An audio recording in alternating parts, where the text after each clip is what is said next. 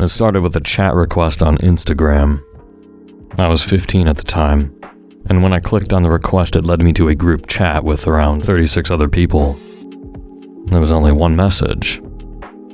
Rebecca 69XOXO. Hey, anyone interested? Winky face. Attached to the message was a link. This had happened a few times before, so I already knew not to click the link. Besides the potential virus I would have gotten from doing so, I was also hesitant since one of the kids from my school called Bryce did a similar thing a few months ago, and uploaded a zip bomb instead. Coincidentally, the people in the group chat besides Rebecca were from my school, and let's just say the last time Bryce pulled this trick, a few people couldn't get their phones to work for weeks afterward. Her profile had no posts and no followers, and the profile picture she used was a girl with brown hair sitting on a sofa wearing a gray tank top. Me. Nice try, Bryce. Rebecca. Aw, thank you so much. You're so sweet.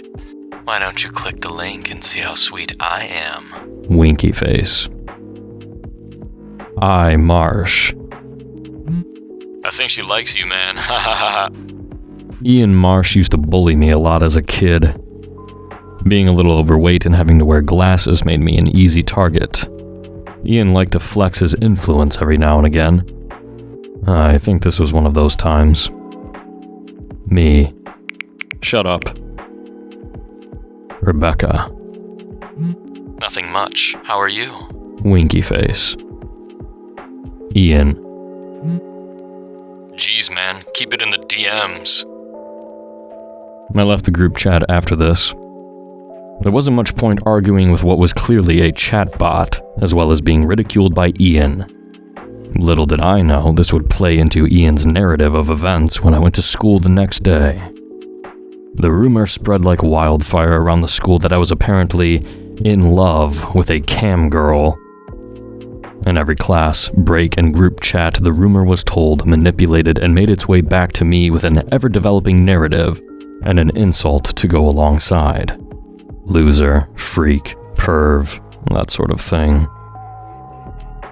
But this isn't why I'm making this post. I think I'm being stalked by a cam girl. This has been going on for over 6 years. Just as Ian suggested, Rebecca did in fact keep it in the DMs. I received thousands of messages. She wouldn't leave me alone. Hey, what's up? You're cute. Each message was always followed up by the link. When I was 15, it didn't matter all that much. My account was private at that point, so a lot of these messages appeared as requests, which I didn't really receive the notification of. But since coming to university, I've had to use my account as a way of advertising my commitment to engineering in the hopes of being picked up by a company for placement. I need to keep my phone on silent due to the number of times it gets set off by her. And it's not just Instagram anymore. Snapchat, Facebook, TikTok, Twitter, and even emails. I don't even know how she did it, but she even managed to get a hold of my school email. My name isn't even in the email since my university creates them in accordance with our student number. I have no idea how she would even manage to associate 807-64327 with me whatsoever. She started making personalized messages with things I would post or put in my bio. Rebecca. I'm all wet from kayaking today. And maybe you can help me dry off? Winky face. I'm struggling with homework. Maybe you can teach me a lesson or two. Winky face. I'm going to be doing squats at the gym today. Think you can spot me? Winky face. I never reply to her. Why should I? She's clearly a bot, and that link is clearly just going to be some sort of virus. As you can tell, I wasn't popular at school. From the messages she sent, you may have gleaned that I started to take better care of myself. I went to the gym, I did cardio, I ate better, and I even started to wear contact lenses instead of my thick black-rimmed glasses. I started to feel good about myself, something I hadn't done in a very long time. Because of the rumor, I never had a girlfriend. I never had my first kiss or a high school sweetheart. I had no one. A year ago, I received a message from Tracy Lynn. I had a crush on her for a long time. We worked on a group project together, and when I contributed, she called me the smart one. I think about that compliment a lot. Tracy Lynn 678. Hey. Me. Hey, what's up? Tracy. I've been thinking about you. I double-tapped to like her message. Me. Oh yeah? Tracy. Yeah. Do you want to meet up this weekend? I double-tapped to like her message. Me. Sure. What did you have in mind? Tracy. Maybe you can help me pick out a new bathing suit for the summer. Winky face. I blushed at this message. Finally, a girl was taking an interest in me. I told myself to play it cool. I didn't like her message and then leave it for an hour. I didn't want to appear too keen, but I also didn't want to come across too uninterested. I hadn't opened the message yet as it sat in my notification bar. I wanted to leave enough time to think about my response and not mess it up.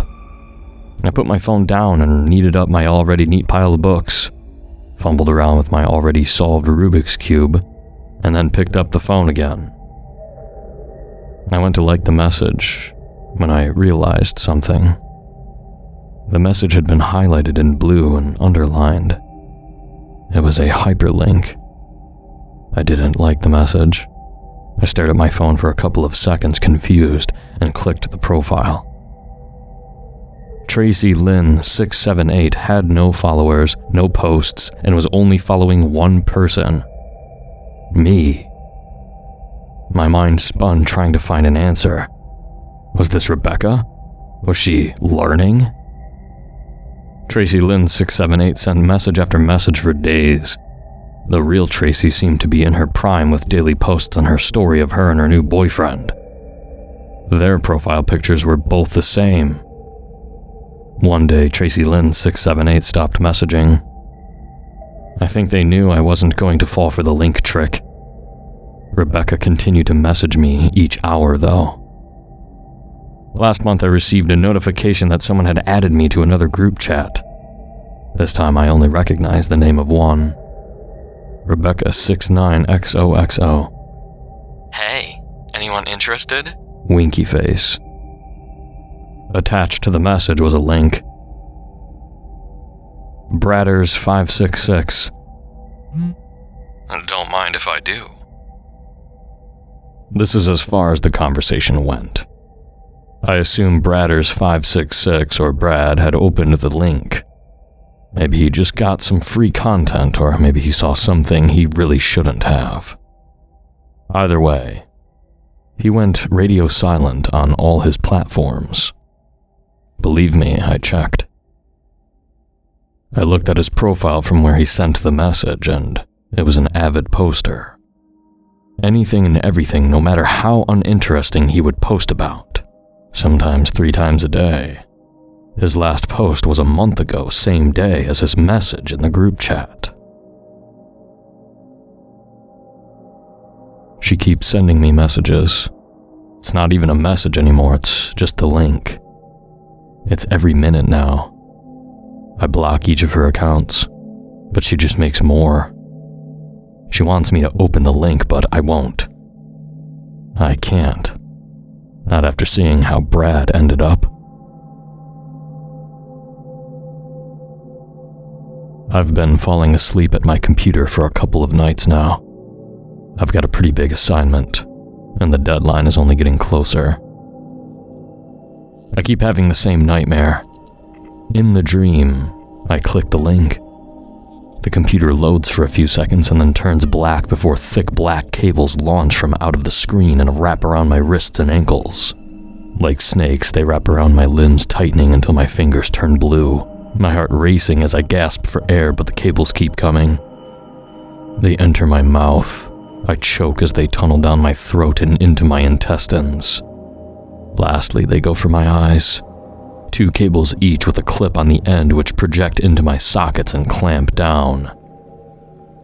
I wake up when this happens, drenched in sweat and gasping for air. Call me paranoid, but I swear the computer's never the same as when I fall asleep. Whether it's the keyboards in a different spot, the mouse being moved, or a different window being open, it's always different.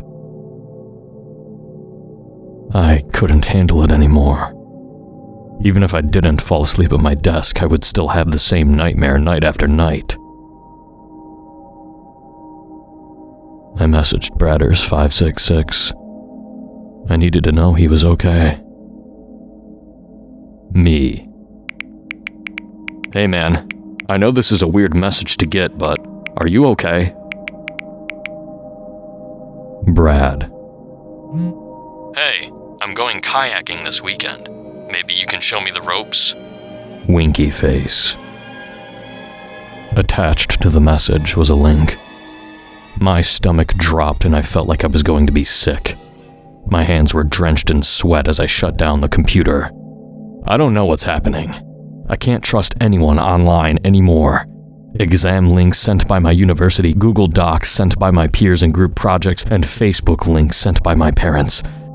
I can't trust them. This is really starting to affect my life in a way I could never have anticipated. I need help. And I need it now.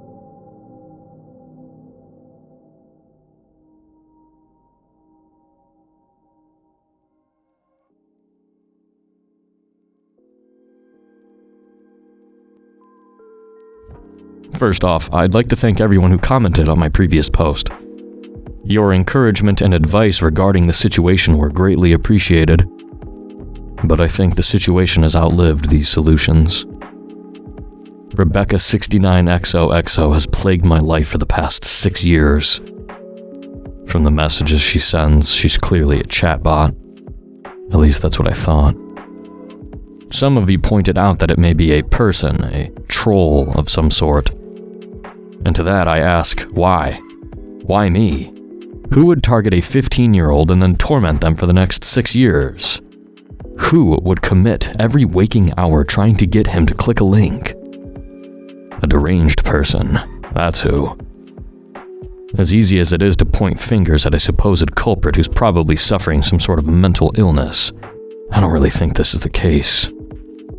I contacted cyber police, and they told me they'd investigate it at some point, drowning in reports of old ladies getting their bank accounts hacked and deepfake political propaganda.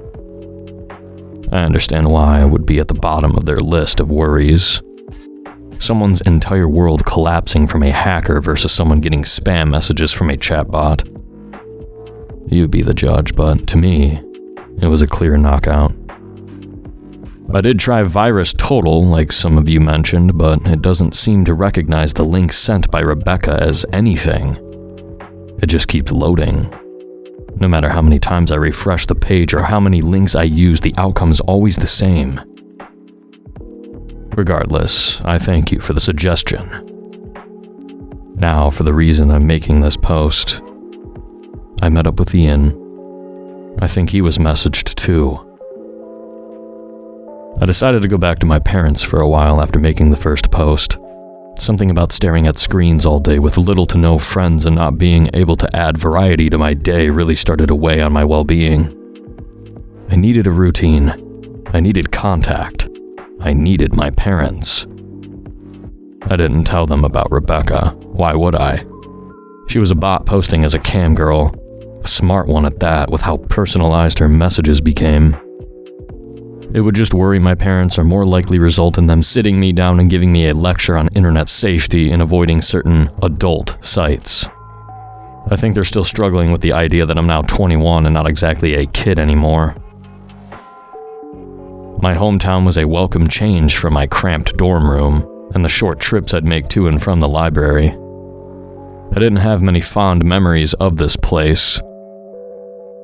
As I walked down the street, I played a game in my head counting the number of times someone took my bag when I was walking home, or pushed me over, or called me names as they ran away. It's funny how your life can change so much and yet things like this stay with you. A constant reminder of how things used to be.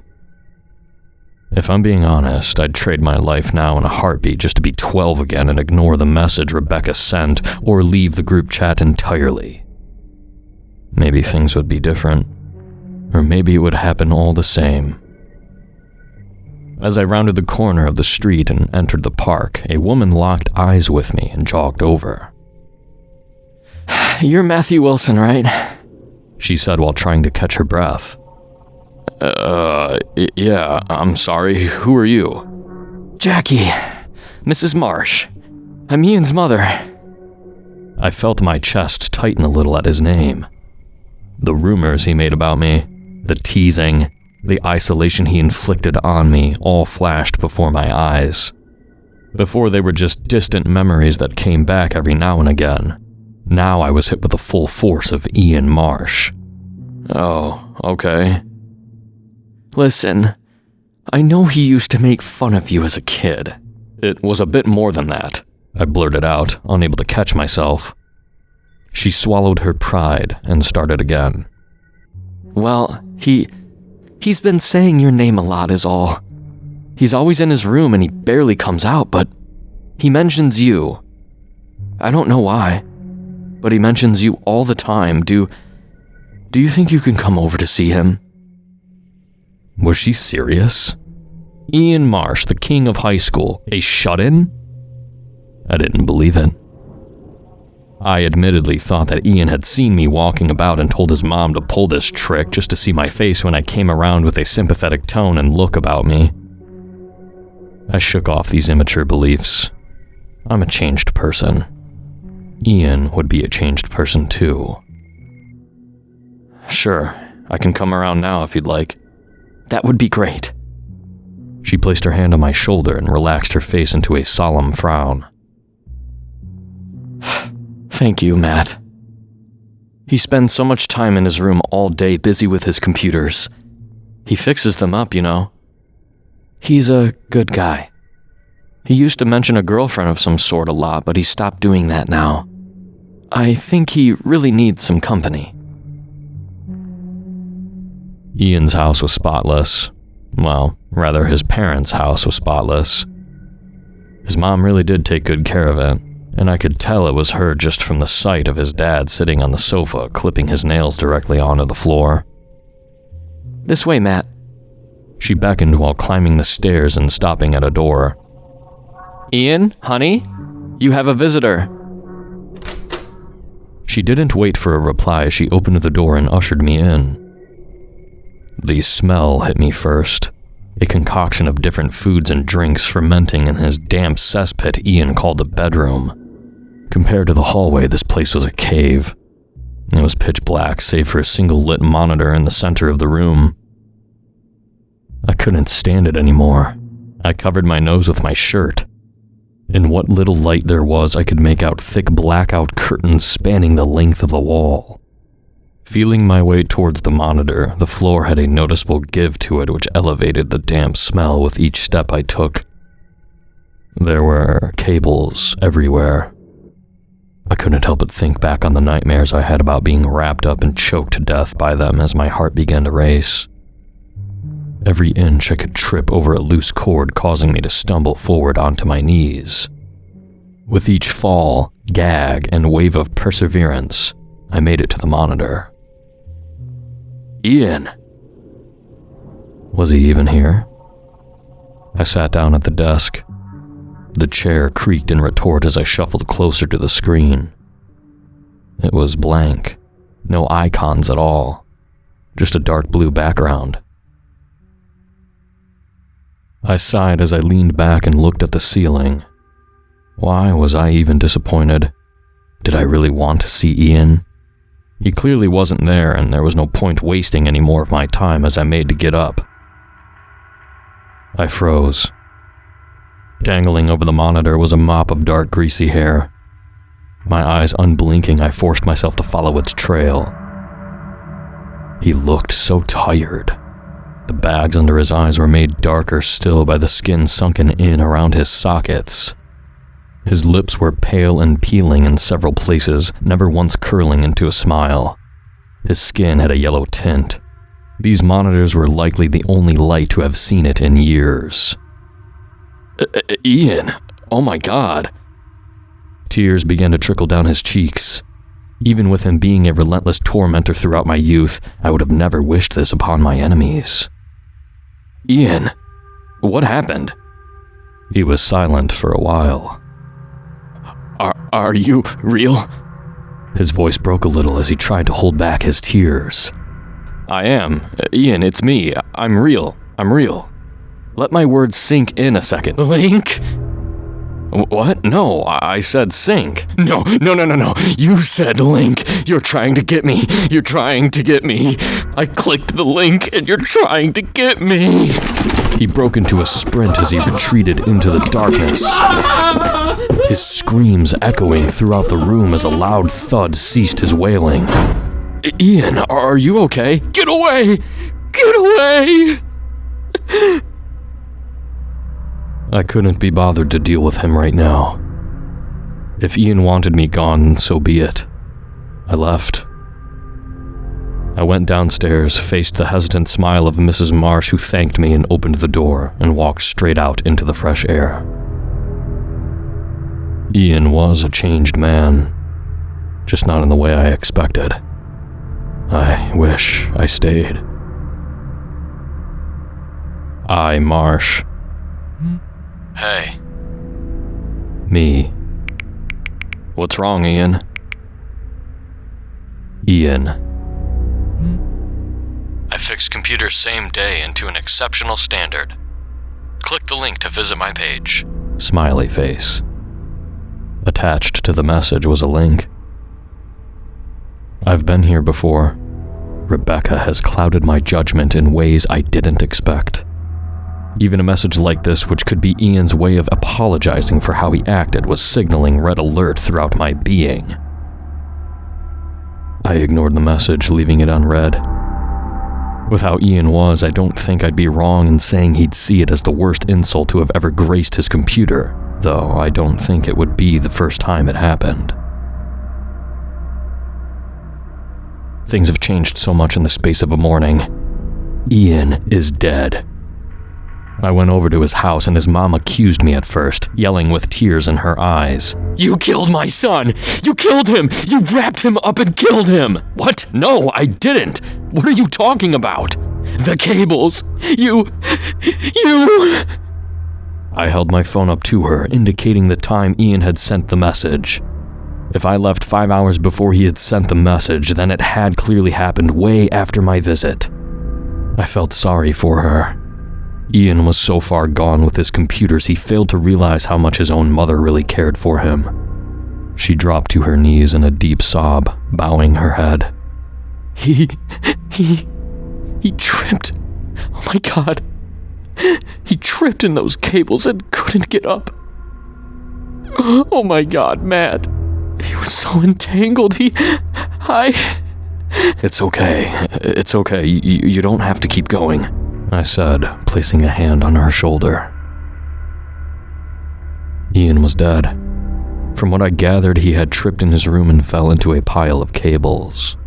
With how dark it was, he likely scrambled to get up, only to get further and further wedged and entangled as the cords held him down in his neck. He probably had a cable stuck wrapped around his neck, each struggle and thrash only causing it to tighten. I fought back the urge to be sick. The image burned into my mind by my imagination, sending shivers down my spine. But this wasn't the worst of it. I received another message from Ian. I fixed computers same day and to an exceptional standard. Click the link to visit my page. Smiley face. He sent it over 100 times. My heart skips a beat every time I see a notification come up or hear my phone buzz. It's too much of a coincidence. Rebecca, the dream, Ian. I can't do it. The cyber police won't get involved since it's just a bot and the police would never believe my theory. I think Ian clicked the link, and I think the virus killed him. I just pray Rebecca's tricks don't catch me out. I just can't quit the internet either. The internet is my life now. It's my education, my social life, and it's everywhere.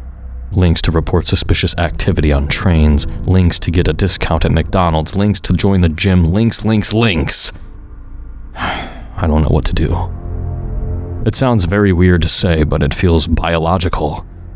It's relentless. Its ability to learn a mutation of some kind, but I don't know. I think I'm just losing it and grabbing at clues that aren't really there. I'm terrified, and I need your help.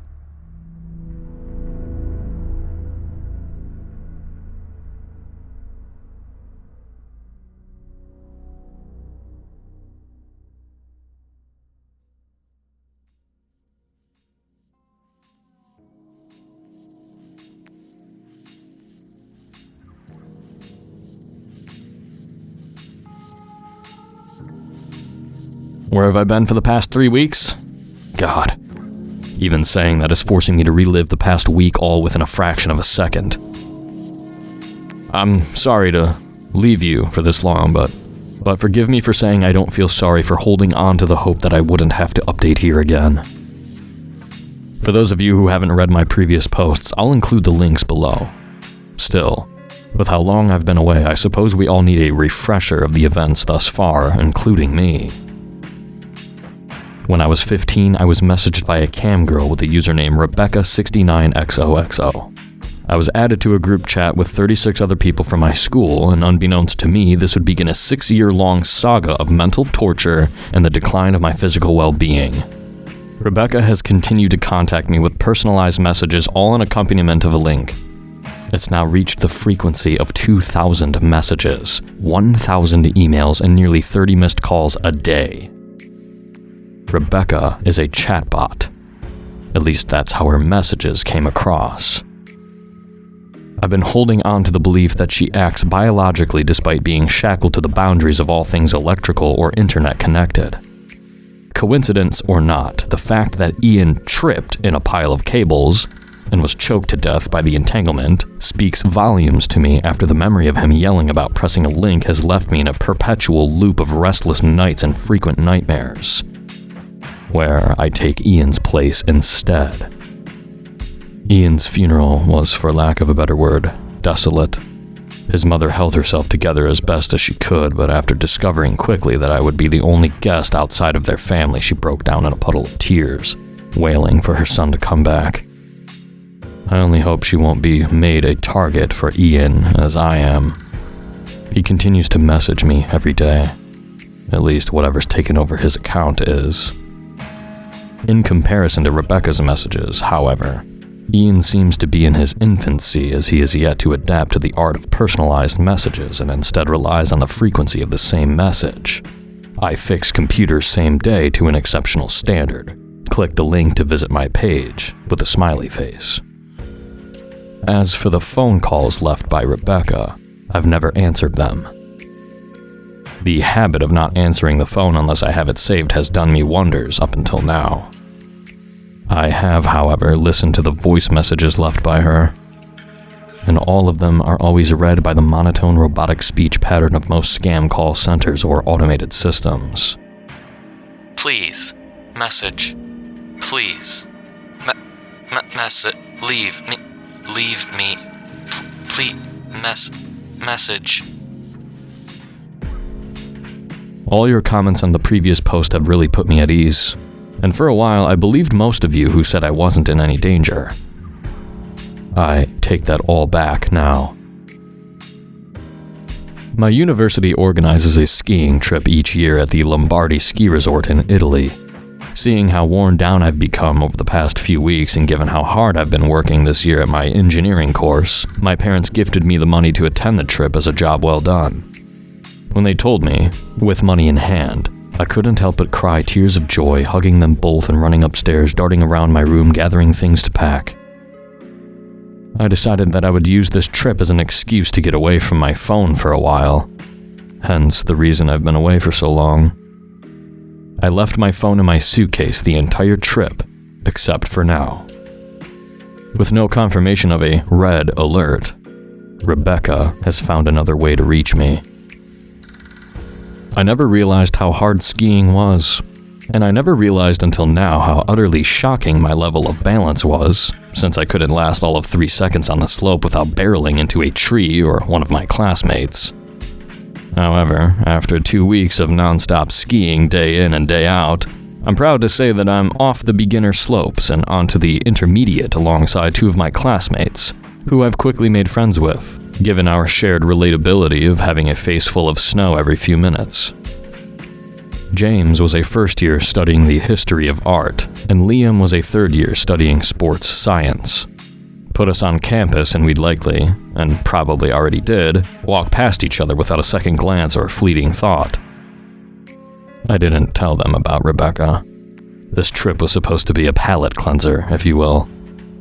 A detox of all things electronic, despite having to grin and bear the countless pictures James took of the 3 of us for his Instagram. Yet that's not to say I didn't learn anything. One of the evenings, Liam managed to steal a couple of beers from the hotel lobby bar while the bartender was busy flirting with one of our lecturers. He told us the whole story about how he was leaning across the entire length of the table, holding her hand, and turning the ring from side to side, making it glisten in the light, all while she glared at him disgusted, making numerous attempts to withdraw her hand. We all laughed, knowing that Mrs. Green would likely use the situation to flex how she still looks youthful, despite pushing 50. Come on, Matt, tell us who you like. Yeah! We were all severely blitzed by this point, with Liam making occasional resupply runs back to the bar, all while expanding the never-ending Rolodex of the bartender's attempts to flirt with guests. Come on, guys. Seriously?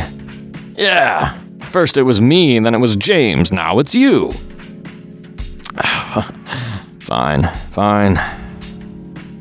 Tracy Lynn. Oh, dude. Don't let Brad hear you say that. That guy's gone completely psycho over that girl. What? Seriously? Yeah. Didn't you hear? Hear what? James said, perking up. You didn't hear it from me, but I heard that Brad stood her up at a restaurant and then ghosted her for a week. They said she hadn't messaged him for a while since. I don't know.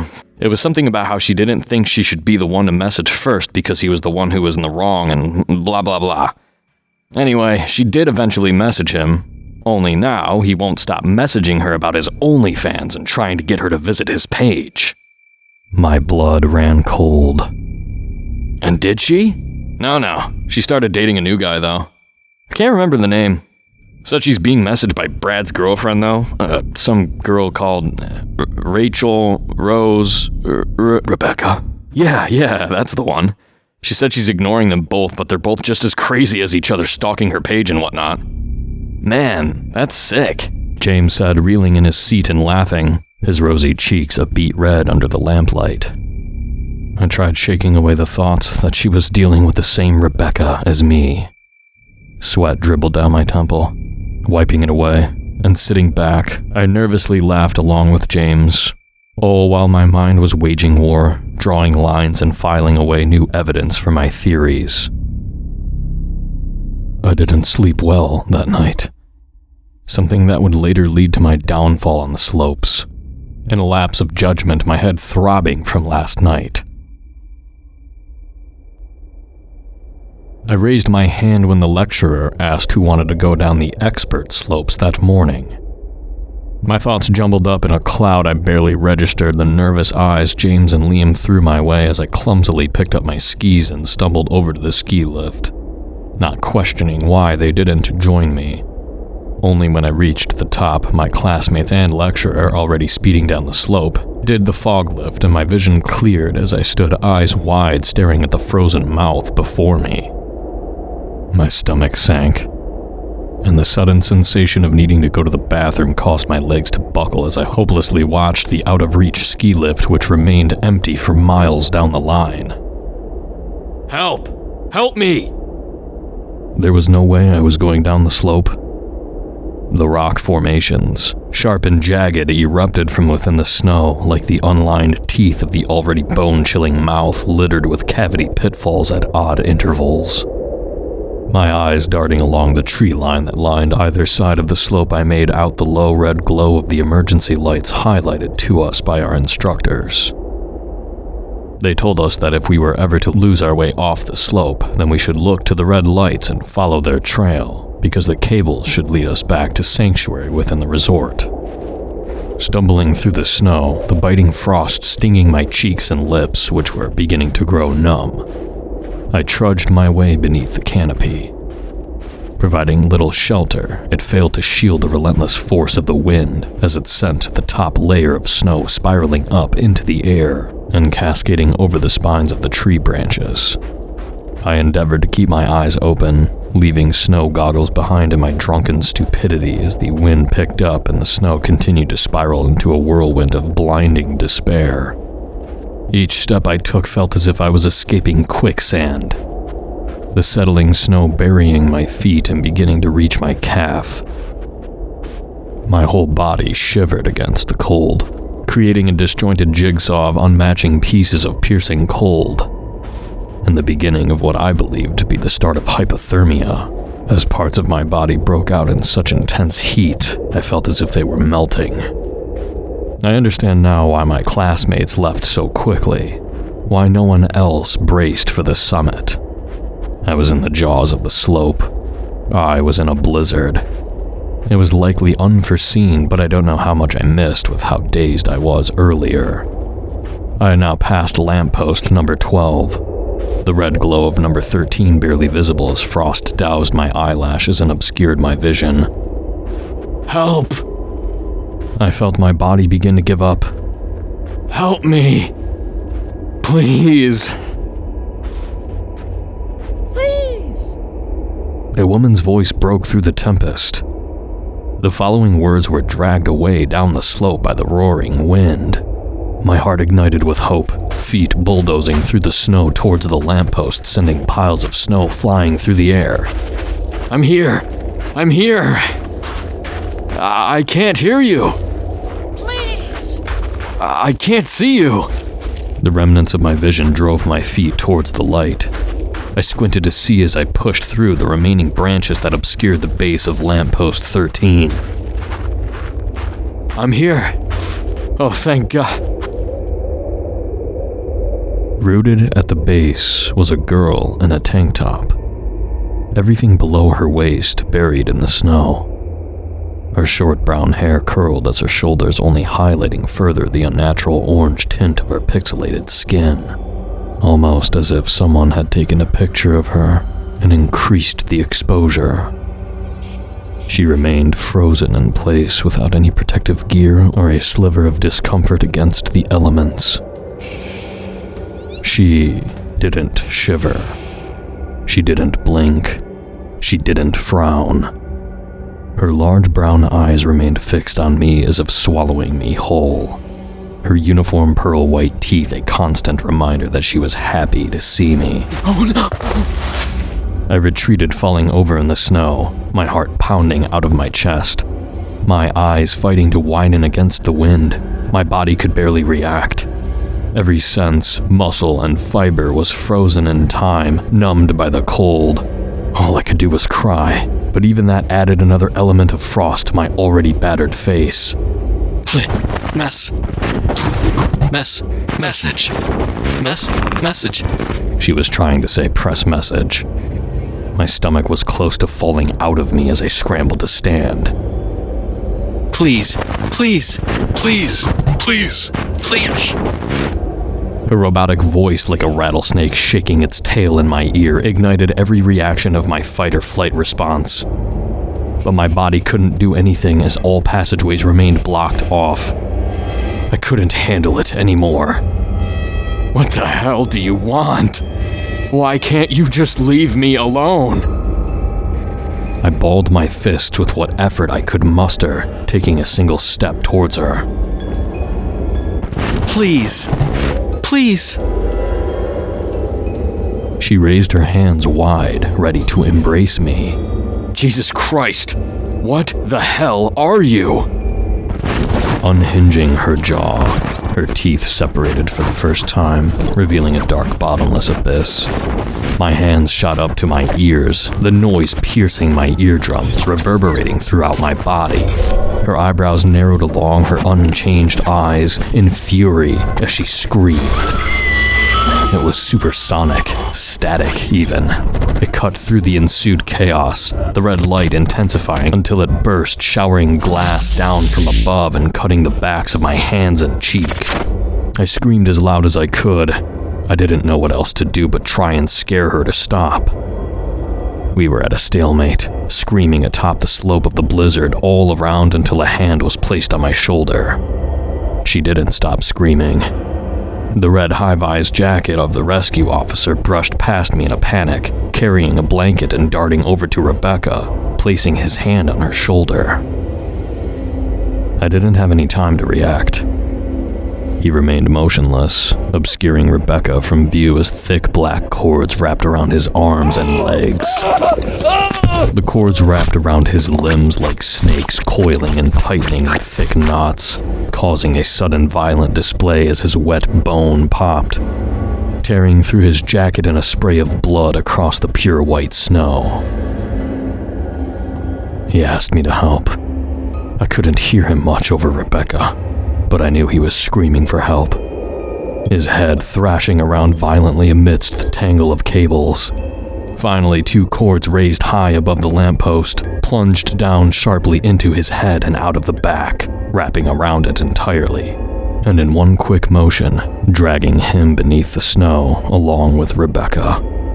The rest of the team found me shortly afterward and carried me down the slope on the back of their snowmobiles. I didn't know what to tell them. They asked if I had seen their colleague, and I just told them that I saw what looked like a red figure fall in the snow.